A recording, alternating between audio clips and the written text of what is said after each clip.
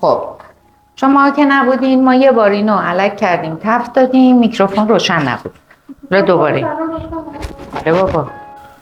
خب حالا آرد رو بعد این کاره، یعنی وقتی یه ذره تفت بدی دوباره علک کنی خیلی کمک میکنه دوباره به خوب شدن حلوا. خیلی بامزه است. ما لاجرم این کارو کردیم. هوا میره لای بافتش و باعث میشه که حلوا زبر یا پوک بشه. حلوا یه چیزیه که به نظر من فقط ما بزرگا میتونن درست کنن. ما عداشو در میاریم.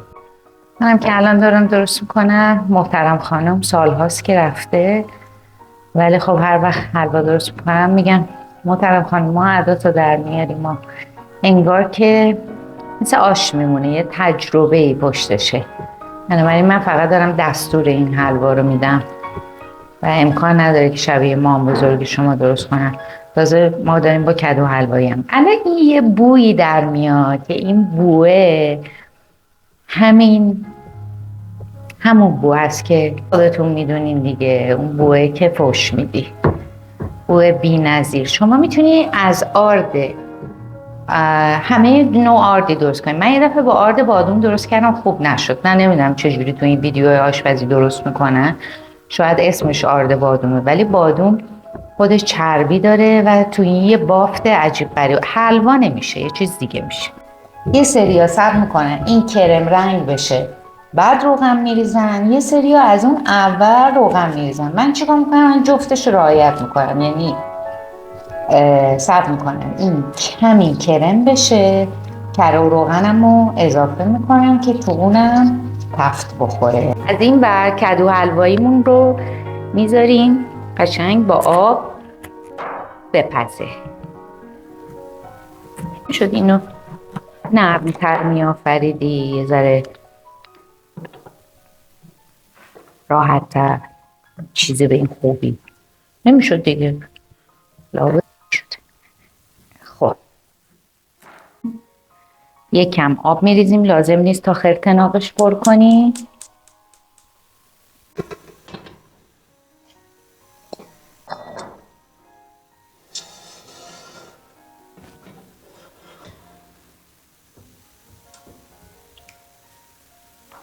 بعد ما چون همیشه شاش داریم همه کارا رو با هم انجام میدیم. الان آب و شیره انگور رو میذاریم بجوشه. این آب زیاده، چرا؟ باید اندازه آردمون باشه. ببینم چقدره. دیدی گفتم زیاده. این آب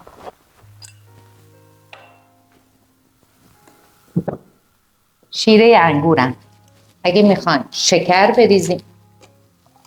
شکر بریزین کمتر بریزین، اگه نه یه جوری بریزین که شیرین بشه دیگه.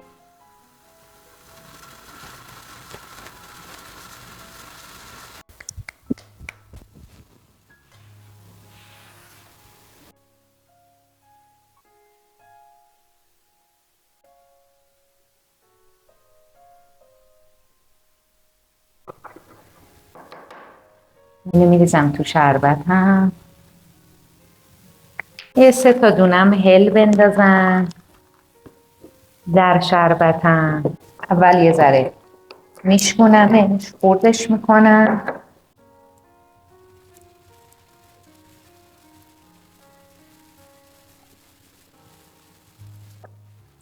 بعد دونه هاشو رو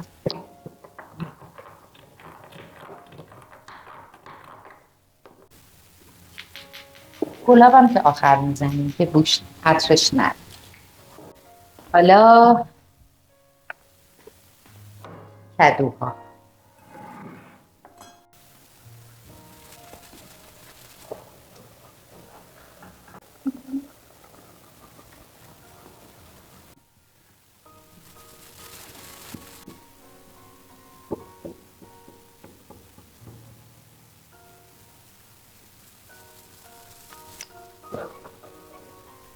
خب الان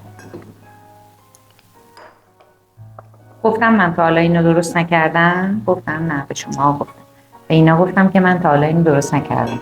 اگر که بدمزه شد به نظر شما بگم یا نگم؟ بعد اینا گفتن نگو. ولی میگیم به نظر من راستگویی راحت ترین کاره. واقعا آدم فکر میکنه سخته ولی راحته واقعا راستگویی. یعنی خودت راحت میکنی.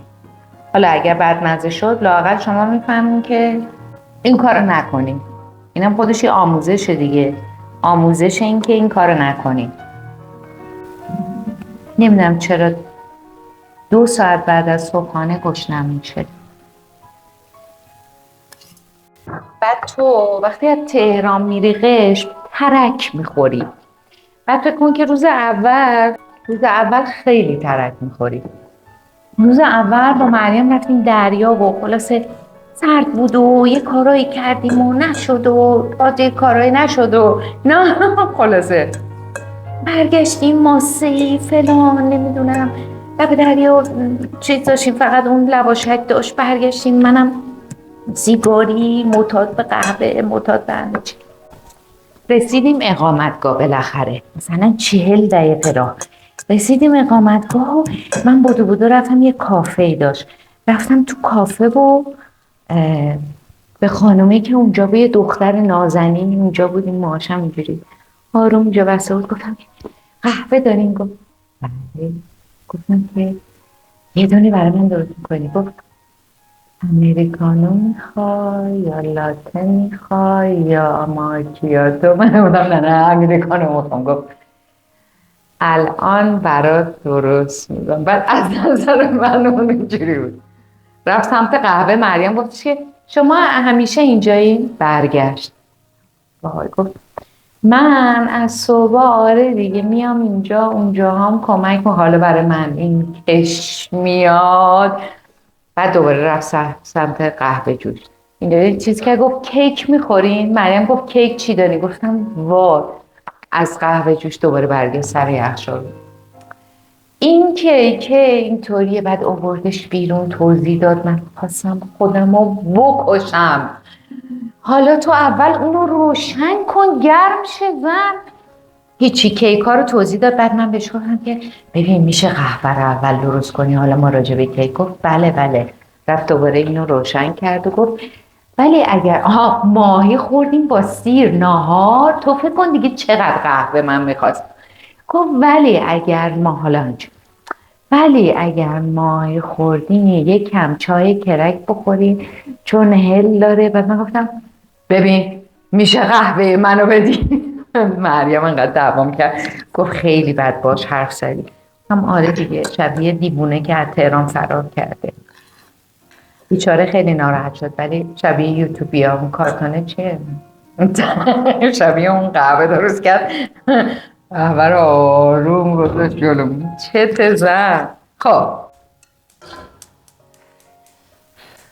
میدونستی این تکنیک روشن کردن گازه؟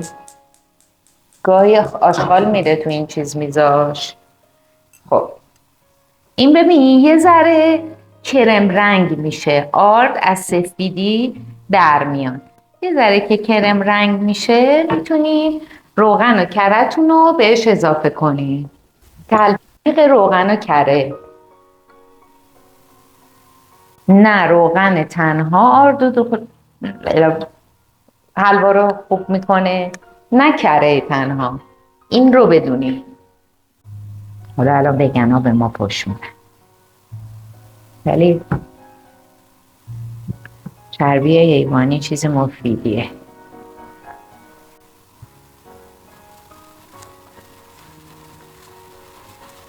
اینم خیلی باید هم بزنی، خیلی. میگه به نظر من حلوا بخشیش رسپیه و بخش زیادیش مراقبتشه.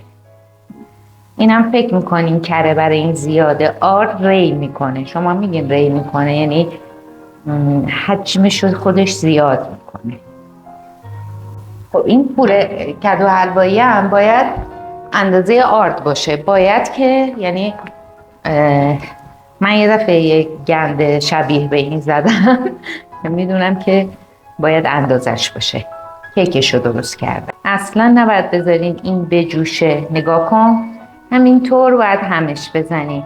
بعد یکم نشونه های حلوا بوی آرد سرخ شده است که الان احتمالا دوستان در فضا میشنون. دوستان بوی آرد سرخ شده میاد؟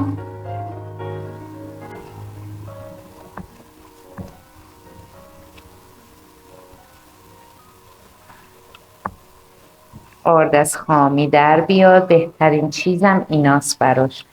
دورگیری کنین. این آردها بعداً گوله میشه، حلوا رو خراب میکنه. از لای این بی تربیت هم در بیارین. خب الان دیگه اینو روشن میکنیم. بگو چرا؟ برای اینکه شربت هم باید داغ باشه. وقتی تو این میریزین مهمه که هم این داغ باشه هم شربت.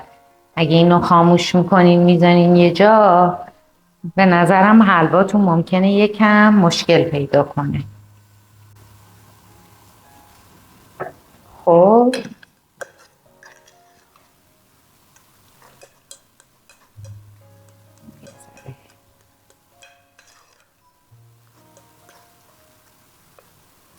اینم الان به این اضافه میکنم. قربتم ان الله.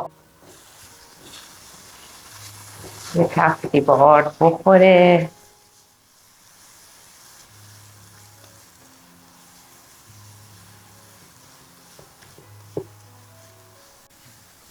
بازو بردم.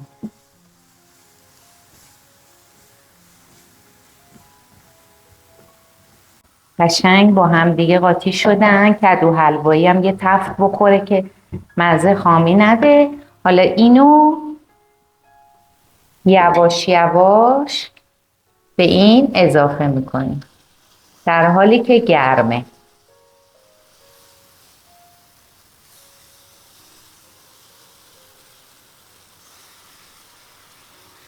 ببین این زعفرونا رو که من خیلی خوب نمیسابم، خوشم میاد تو این نشون میده خودشو.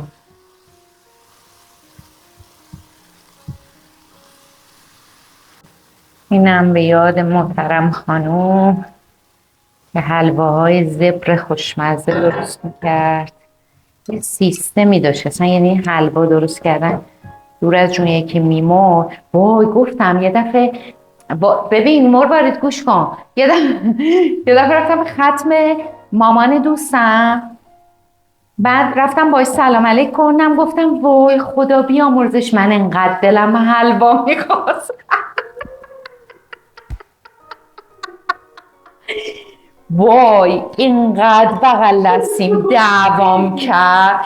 گفتم خب من دلم حلوام، چه حرف بدیه. گفت این منظورت میفهمی یعنی چی؟ یعنی خوب شد یارو مرد من حلوا میام میخورم. گفتم راست میگی؟ گفت آره دیگه. نه من به این قصد نگفتم.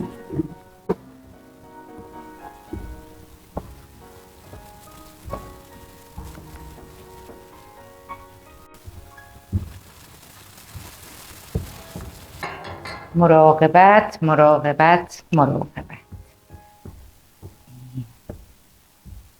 قیافش به نظر شبیه حلوا نمیاد.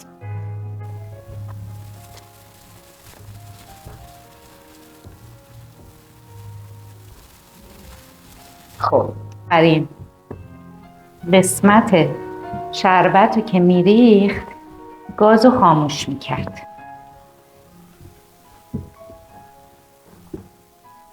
چون که تابه خودش حرارت داره دیگه.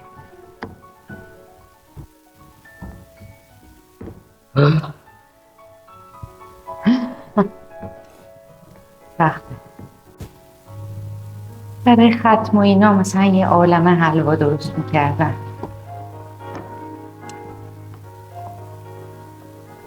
خب حالا اینو محترم خانم گفت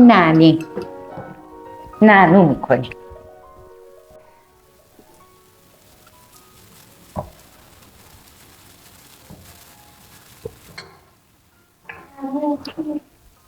نعنو نه شما به گهواره چی میگین؟ نعنو نمیگین؟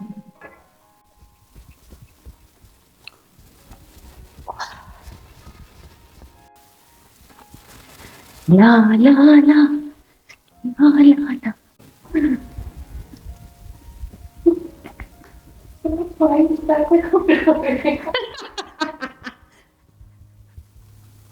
فکر اینجاشو نکرده بودم که تو قابلمه قشنگ دستگیره رو میگیری تکون میدی.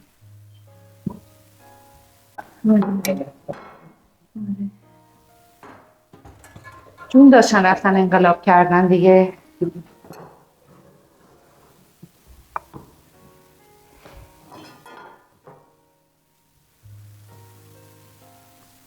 بعد اینم تا داغه بکشین. اینا رو میدونین؟ نمیدونم. پیکومه گفتم 3 دفعه امروز پیک گرفتیم بابت چیزایی که یادمون رفته. کلا من همه پولای زندگیمو بابت چیزایی که یادم رفته خرج کردم. قیافش بچه شبیه حلوا شد نه؟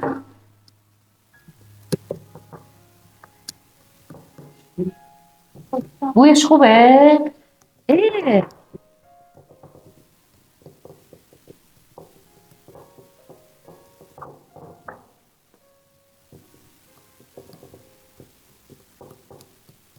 این با دستکش هم پهن کردنش خیلی راحته. اگه لیسک ندارین دستکش پلاستیکی دستتون کنین اینو پهن کنین. پودر نارگیل. حالا اصلا بخوریم ببینیم چه مزه‌ایه داریم تزیینش میکنیم. من فکر کنم کم شیرین میشه. بادوم تلخه که من عاشقشم و بعضیا رسما فکر میکنن این بادوم تلخه ولی من خیلی دوستش دارم. دیگه از اینجا به بعدش مدیتیشنی. چقدر من وقت دارم.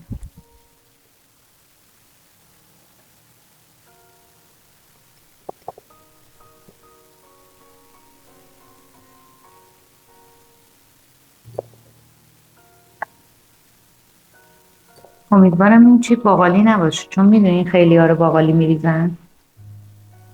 پایتخت پسته دنیا. اینا رو تو رو خدا میندازین این تو با چایی بخورین ایناش هم بندازین تو چایتون. حروم نکنین. ببین خیلی مزه خوبی میده ولی حلوا نیست واقعا. مزه حلوا و کدو حلوایی واقعا مزه اصلشون میده. قاشق بیارین. من خوشم اومد. قشنگ یه دسر خیلی خوشمزه است به نظرم. آره یه دسر باحاله نسبت به اینکه هیچ شکری نداره. به نظرم مزهش در اومده. یکی میام از اینا خریدم. من میمیرم برای این کار. یادته زمان شما هم بود. خیلی باحاله. به به.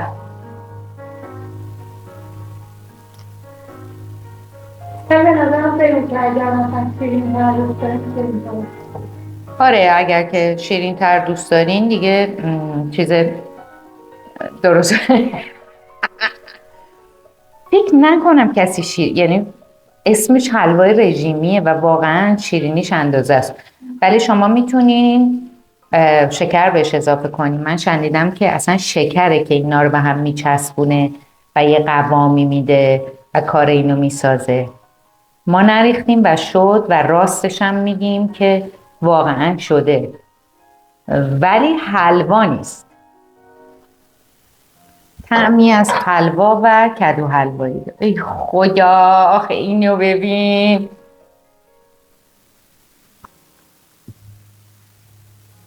حواس دروغ گفتن ندارم. میدونی و برای هی جمعش کنم. مثلا یه دوستم بهم میگه حواست باشه اینو به فلان میگم وای وای وای منو دعوت نکن. من لو میدم.